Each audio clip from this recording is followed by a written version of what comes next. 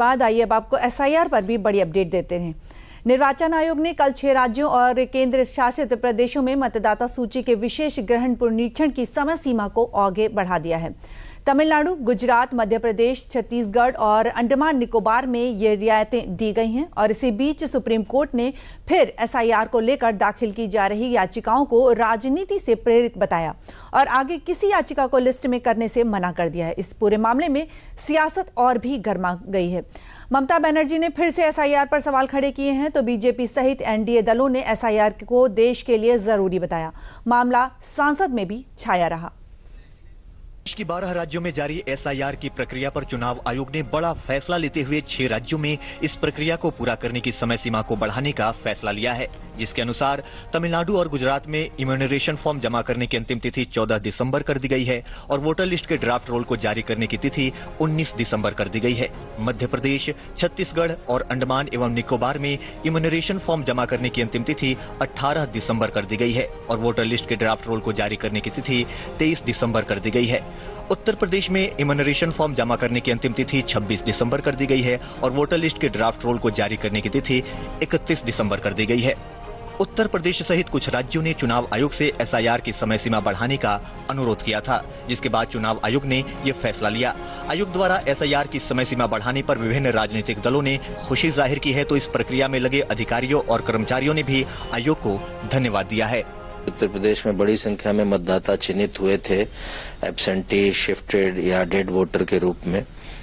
2,95,00,000 के आसपास की संख्या है। तो हम इस बड़ी अवधि में पुनः चेक करवाना चाह रहे हैं अधिकारियों को लगाकर, जिनका एन्यूमरेशन फॉर्म भराया जा सकता है। गलती से चिन्हीकरण बीएलओ द्वारा इस श्रेणी में हो गया तो उसका हम एन्यूमरेशन फॉर्म भरवाएंगे। इस बीच एसआईआर के मामले पर हो रही राजनीति को लेकर सुप्रीम कोर्ट ने गुरुवार को नाराजगी जाहिर की। चुनाव आयोग द्वारा कई राज्यों में की जा रही एसआईआर की प्रक्रिया को चुनौती देने वाली याचिका पर सुनवाई के दौरान सीजेआई ने नाराजगी जाहिर की। लगातार दाखिल हो रही याचिकाओं पर सीजेआई ने कहा कि इस मामले में अब नई याचिकाएं दायर किए जाने की कोई औचित्य नहीं है।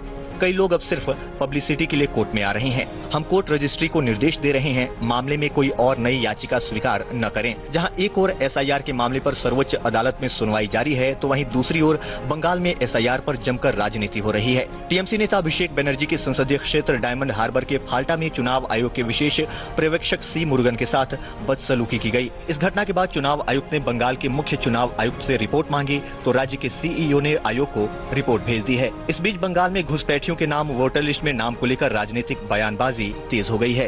प्रोजेनी में पिता का नाम चेंज करके दूसरा लोग का नाम डाल दिया, माता का नाम चेंज करके दूसरा का नाम चेंज कर दिया। ये खास करके मुस्लिम बुद्ध में हुआ। हिंदू जो है उनका पिताजी, दादाजी, उनका नाम का थोड़ा मेंटेन होता है नाम साधने में, और ये लोग फायदा उठाया। हाफिजुल का ओरिजिनल पिता था मोफिजुल।